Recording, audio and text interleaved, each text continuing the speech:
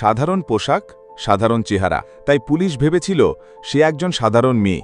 অপমান করল, ঠাট্টা করল, কিন্তু কিছুক্ষণ পরই পুরো থানা স্তব্ধ, কারণ সে ছিল একজন এসডিএম ম্যাডাম। শুনুন সেই সত্যি ঘটনা। সকাল ৮টা, শহরের কেন্দ্রস্থলে ব্যস্ততা বাড়তে শুরু করেছে।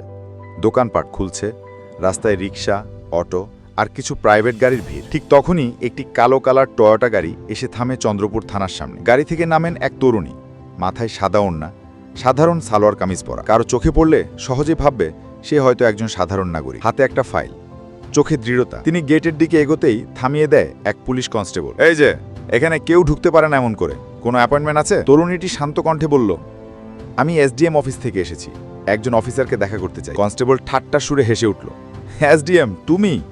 এসডিএম অফিসের চাওয়ালাও তোর চেয়ে স্মার্ট থাকে। যাও বাইরে গিয়ে বসো, সিনিয়র অফিসার এলে জানাবো। মেয়েটি আর কিছু না বলে চুপচাপ দাঁড়িয়ে রইল। ঠিক তখনই এক সাব ইন্সপেক্টর এলেন বাইরের দিকে। কনস্টেবল তাকে দেখিয়ে বলল, এই মেয়েটা নিজেকে এসডিএম বলছে, মুখ দেখেই বোঝা যায় নাটক করছে। সাব ইন্সপেক্টর একটু রাগী সুরে বলল, চল থানার ভেতরে নিয়ে যাচ্ছি, জেরা করতে হবে। এত বড় সাহস! ভিতরে নিয়ে গিয়ে মেয়েটিকে একটি চেয়ারে বসিয়ে কঠিন গলায় জিজ্ঞেস করা হলো, তোমার নাম কি? চন্দ্রপুর থানার সামনে নাটক করতে আসছো কেন? মেয়েটি মাথা নিচু করে শান্তভাবে উত্তর দিল, আমার নাম নেহা রহমান, আমি চন্দ্রপুর মহকুমার নতুন এসডিএম অফিসার। গতকালই নিয়োগপত্র পেয়েছি, আপনার অফিসে কিছু অসঙ্গতি নিয়ে তদন্তে এসেছি। এই কথা শুনে দুই পুলিশ অফিসার হো হো করে হেসে উঠল। আজকাল তো সবাই অফিসার সেজে আসে, তোমার আইডি কার্ড কোথায়? নেহা তার ব্যাগ থেকে আসল অফিসিয়াল পরিচয়পত্র বার করলেন। সরকারি সিল, সাইন, সমস্ত কিছু স্পষ্ট। এবার হঠাৎ করেই বদলে গেল পরিবেশ। সাব ইন্সপেক্টর চুপ, কনস্টেবল রীতিমতো কাঁপছে, রুমে নিস্তব্ধতা। একজন সাধারণ নিরীহ মেয়েকে যেভাবে অপমান করা হলো, এখন তা প্রশাসনিক মারাত্মক ভুলে পরিণত হচ্ছে। নেহা রহমান আসলে একটা প্রতীক, সংগ্রামের প্রতীক।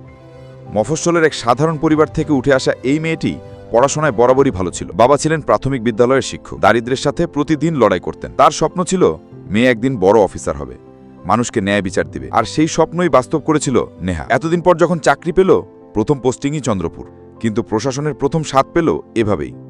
নিজের পরিচয় না দিলে তাকে কেউ গুরুত্ব দেয় না। পরিচয়পত্র দেখে দ্রুত থানার ওসি ছুটে এলেন, মাথায় নিচু করে বললেন, মাফ করবেন ম্যাডাম, আমাদের কনস্টেবল কিছু বুঝতে পারেনি, ভুল হয়ে গেছে। নেহা এবার কঠিন গলায় বললেন, এটা শুধু ভুল নয়, এটা ক্ষমতার অপব্যবহার।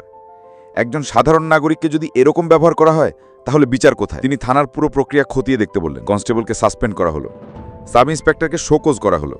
পুরো থানায় একটা বার্তা ছড়িয়ে গেল যে কাউকে ছোট মনে করা বিপজ্জনক। নেহা এখন থানার প্রতিটি বিভাগ ঘুরে দেখলেন, প্রতিটি ফাইল পর্যালোচনা করলেন।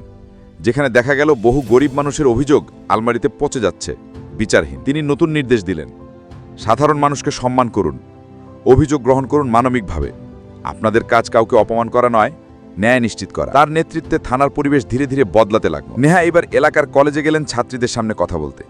বললেন, আজ আমাকে যেভাবে পুলিশ প্রথমে অপমান করেছিল, তা একজন নারীর, একজন মানুষের প্রতি অন্যায়। পরিচয় নয়, আচরণে মানুষ চেনা উচিত। আপনারা কখনো নিজের ক্ষমতা নিয়ে পিছিয়ে পড়বেন না। তার এই কথা তরুণ সমাজের মাঝে আলোড়ন তোলে। এই ঘটনা স্থানীয় পত্রিকায় আসে, শিরোনাম, এসডিএম ম্যাডামকে অপমান, থানার ভিতরে তোলপাড়। রিপোর্টে লেখা হয়, একজন যুবতী অফিসারকে শুধুমাত্র পোশাকের কারণে অপমান করা হলো। পরে জানা যায় তিনি হচ্ছেন প্রশাসনের শীর্ষ কর্মকর্তা। সোশ্যাল মিডিয়ায় এই ঘটনা ভাইরাল হয়ে যায়। সবাই বলছে, আমাদের দেশে এখনো মানুষকে চেহারা বা পোশাক দেখে বিচার করা হয়। নেহা কখনো বদলা নেননি, বরং শিক্ষা দিয়েছেন, শান্তভাবে, দৃঢ়ভাবে। তিনি থানায় ফিরে গিয়ে বলেছিলেন, আজ যদি আমি আমার পরিচয় না দিতাম, হয়তো আমাকেই কোনো মিথ্যে মামলায় জড়িয়ে দিতেন।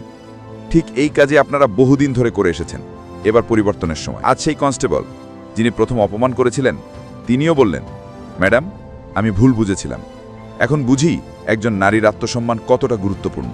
আপনি আমাকে শিক্ষা দিয়েছেন।